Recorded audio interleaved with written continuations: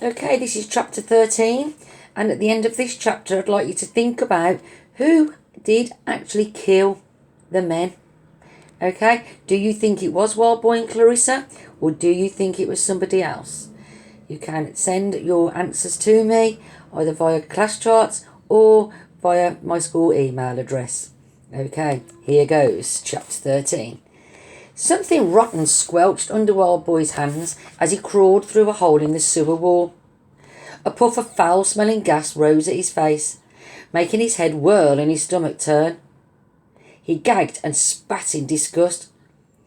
"Where are we going?" he spluttered. "Somewhere safer," said Oswald replied. "I would have moved you sooner, but I feared for your fever. Damned bad one it was too. You kept babbling about some machine. No, the machine, I think it was. Whatever was the meaning of that?" Wild Boy grunted, pretending not to know.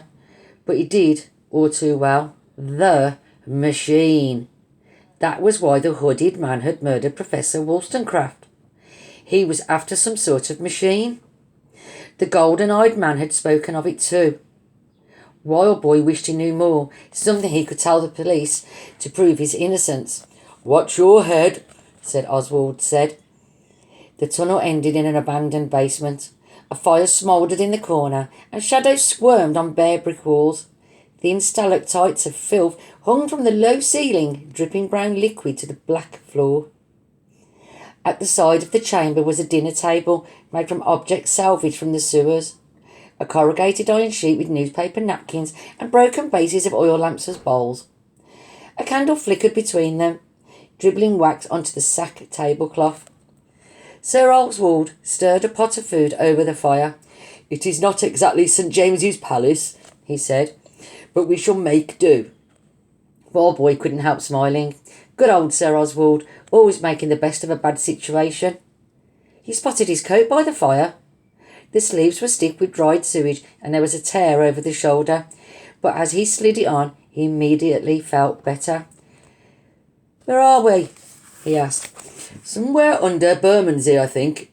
Wretched district. You two are much better off down here." Wild Boy turned. "Two!" Clarissa Everett stepped from the gloom. Underground, the acrobate's face seemed paler than ever. She looked anxiously at Wild Boy and the bandage on his shoulder. "Are you—" She turned to Sir Oswald. "Is he all right?" Sir Oswald nodded. "He is indeed, largely thanks to your—" Suddenly, Clarissa stormed up to Wild Boy and jabbed him hard in the chest. "This is your fault," she yelled.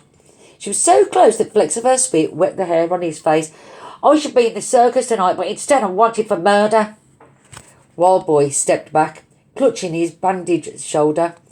"Circus," he said. "It's them that's after you. If your blooming mother hadn't—" "Shut your head about her. She didn't understand." "Some misunderstanding. She set the dogs on us." "And I wish they caught you." Wild Boy was about to shove her, but Sir Oswald rushed between them.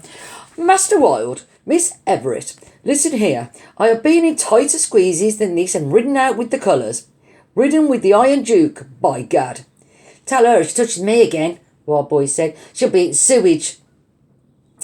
"Master Wild, that is no way to address a lady. Besides, you owe Miss Everett a debt of gratitude. Not only did she save you from the circus crew, but she's also responsible for your rescue down here." Beneath his hair, Wild Boy's face reddened. He'd assumed that Sir Oswald had found him and saved his life. "What?" he said. Clarissa shrugged. "I bumped into Sir Oswald after we split up. It was his idea to find you, though. I'd have left you here to drown." "Poppycock," Sir Oswald said. "And, Miss Everett, may I remind you that, as you told me, Master Wild insisted that you run off to save yourself. An entirely noble gesture." "I was just sick of her moaning," Wild Boy said. "Enough, both of you. We can discuss what to do over dinner." Sir Oswald carried the cooking pot to the table, waddling awkwardly on the stumps of his thighs. He spooned thick green gunk into the bowls. It was pea soup, and it smelled wonderful. Wild Boy plonked himself at the table. Master Wilde, it is customary for a gentleman to allow a lady to sit first. I don't see no lady, just her. Clarissa scowled. And I don't see no gentleman, just a freak. Sir Oswald tucked his newspaper napkin into his collar. Well, bon appetit. For several minutes, the only sound in the chamber was slurping as they drank their soup. Between sips, Wild Boy snatched glances at Clarissa. He saw her hand tremble when she raised her spoon, the redness of her eyes and the salty tracks that stained her cheeks. He couldn't blame her for crying. He could still picture her mother growling, "Get them! Get both of them!" Clarissa slammed her spoon on the table. "I wish I'd never left you free," she yelled. "Why did you then?" Wild Boy said. "I didn't need your help." "I wish I'd never. You never should have. You looked out for yourself and that's all." "Master Wilde," Sir Oswald said, "this is no time for high spirits. Need I remind you that whoever killed those men remains at large? Do you have any idea who the person was?" Wild Boy felt a sudden sickness in his stomach, and not because of the soup. "What men?"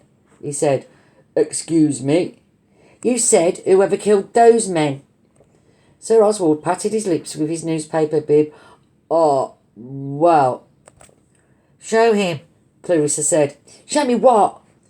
"Well," Sir Osmond mumbled, "I had hoped to wait until you regained your strength." "Just show him." With a defeated sigh, Sir Oswald pulled the newspaper bib from his collar. He passed the grease-stained sheet across the table. "Yesterday's Chronicle," he said. "But I wouldn't let it upset you, Master Wilde. It's probably a pack of lies." Wild Boy took the crumpled page. At first he was too scared to look, but he had to know what was going on. On pulling the candle closer, he began to read.